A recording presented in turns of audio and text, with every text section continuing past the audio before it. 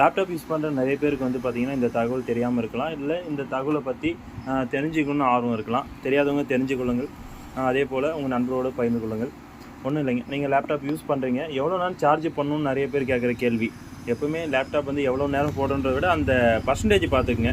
எப்போவுமே 0 வர வரையும் விடாதுங்க. டீப் டிஸ்சார்ஜ் பண்ணக்கூடாது. எப்போவுமே ஒரு 20-25% இருந்துச்சுன்னா கூட சார்ஜ் வந்து ஒரு 90% 95% ஃபுல் பண்ணிக்கோங்க. அதே போல் 100%க்கு மேலே போட்டு விடாதீங்க. நம்ம ஆட்டோ கட் ஆஃப் இப்போலாம் வந்து தொழில்நுட்பம் வந்துடுச்சுன்னு சொன்னாலும் அந்த அளவுக்கு வந்து பார்த்திங்கனாக்க உங்களுக்கு சரியாக இருக்காது. 100% ஆன பின்னாடியும் அந்த ஹீட் ஆக தான் செய்யுது. அதனால தான் வந்து பார்த்திங்கனாக்க ஒரு சார்ஜ் ஒரு 98% இல்லை 95% 90% மேலே போனாலும் சார்ஜ் வந்து அன்ப்ளக் பண்ண சொல்லுவோம். ஒரு 20-25% வந்தால் திரும்பவும் சார்ஜ் வந்து ப்ளக் பண்ண சொல்லுவோம். இதை கரெக்டாக மெயின்டைன் பண்ணிங்கன்னா உங்களுக்கு லாங் லைஃப் வருங்க உங்களுடைய லேப்டாப் பேட்டரி. இதை உங்கள் நண்பர்களோடு பகிர்ந்து கொள்ளுங்கள். பயனுள்ளதாக இருந்தால் லைக் பண்ணுங்கள், ஷேர் பண்ணுங்கள்.